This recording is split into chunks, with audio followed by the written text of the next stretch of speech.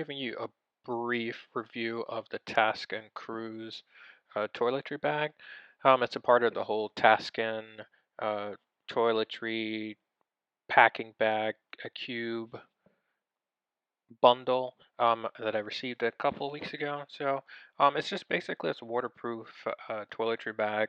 It's got like a really neat, clever hanging mechanism. It's got a hook in there, and also it has like four suction cups. It's pretty neat. One of the new and nifty things, it's got a anti-germicidal UVC light emitter, and I'll give you a brief little demo shortly here what it actually looks like.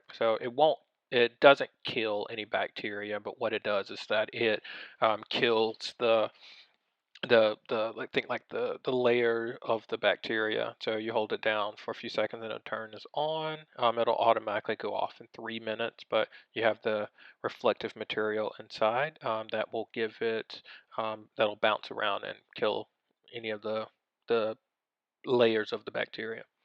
Um, so here's an example of what it looks like hanging up.